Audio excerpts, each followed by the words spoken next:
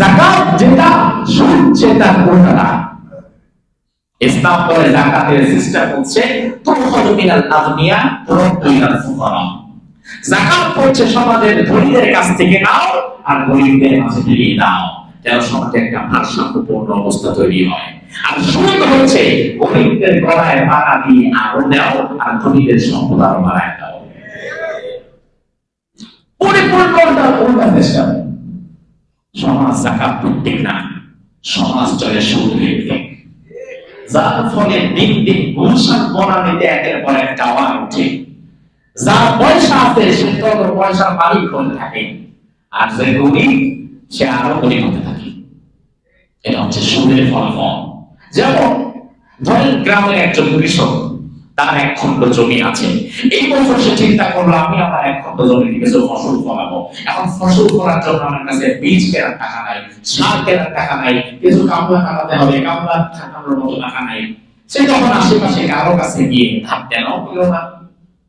ধার দেনা না পেয়ে অবশেষে সে চলে গেল সোনালী রূপালী বিভিন্ন ব্যাংকে।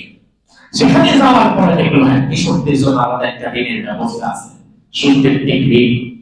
সেই ঋণে সে 1 লক্ষ টাকা তুললো। এই 1 লক্ষ টাকা তাকে ফিরিয়ে দিতে হবে আগামী 6 মাস কিংবা 1 বছরে।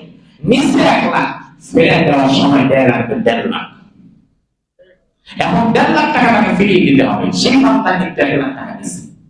নেওয়ার পরে এবার সার কিনলো, বীজ কিনলো, ফসল ফলালো, কামলা কাটালো, সব করলো। করার পরে দেখা গেল কোনো কারণে অতি বৃষ্টি কিংবা অনাবৃষ্টির কারণে ফসল সঠিক মতো হলো না, কিছু ফসল কম হলো, নষ্ট হয়ে গেল। এই বছর পরিপূর্ণ লস হয়ে গেছে। ফসল লস হয়েছে, কিন্তু সুদ কি মাফ হয়েছে? সুদ মাফ হয়েছে? সুদ মাফ হয় নাই। বরং সময়ের মধ্যে তাকে তার পরিপূর্ণ পাওনা ঘন্টা ফেরত দেওয়া লাগবে।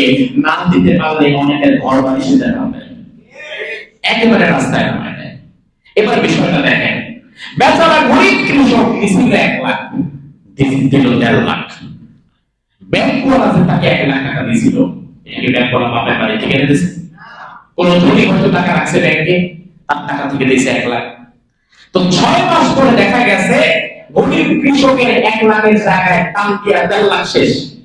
এখন তার আমরাই সালাম নাই, আম সালাম তার রসিও নাই।